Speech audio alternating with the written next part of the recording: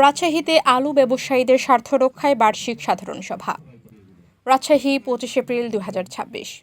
রাজশাহী জেলা আলু ও কাঁচামাল ব্যবসায়ী সমবায় সমিতি লিমিটেডের ২০২৫-২৬ অর্থ বছরের বার্ষিক সাধারণ সভা অনুষ্ঠিত হয়েছে। শনিবার বেলা ১২টায় পবা উপজেলার তকিপুরে সমিতির নিজ কার্যালয়ে এ সভা অনুষ্ঠিত হয়। সভায় ব্যবসায়ীদের স্বার্থ রক্ষা, বাজার স্থিতিশীলতা এবং সমবায়ের কার্যক্রম আরও জোরদার করার বিষয়ে গুরুত্ব আরোপ করা হয়। সভায় প্রধান অতিথি হিসেবে উপস্থিত ছিলেন পবা উপজেলা সমবায় অফিসার মোহাম্মদ সুলতানুল ইসলাম। সভাপতিত্ব করেন সমিতির সভাপতি মোহাম্মদ আহাদ আলী শাহ।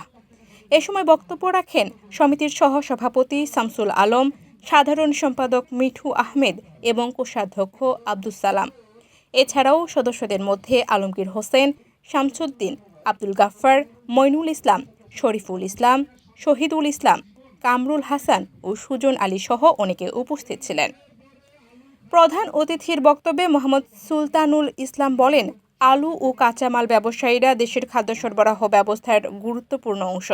তাদের স্বার্থ রক্ষা এবং ন্যায্য মূল্য নিশ্চিত করতে সমবায় সংগঠনগুলোকে আরও শক্তিশালী করতে হবে।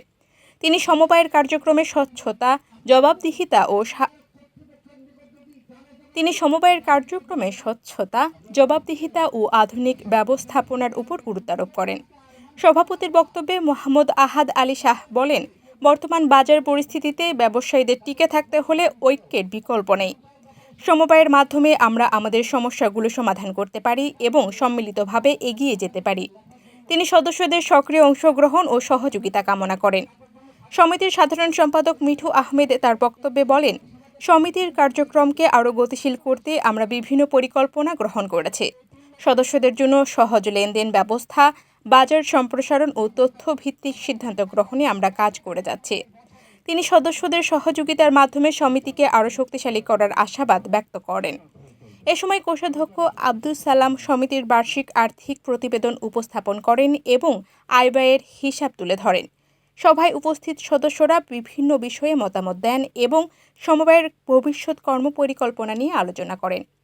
বার্ষিক সাধারণ সভায় সর্বসম্মতিক্রমে সমিতির কার্যক্রম সম্প্রসারণ, নতুন সদস্য অন্তর্ভুক্তি, সদস্যদের প্রশিক্ষণ প্রদান এবং বাজার ব্যবস্থাপনায় স্বচ্ছতা বৃদ্ধির মতো গুরুত্বপূর্ণ সিদ্ধান্ত গৃহীত হয়।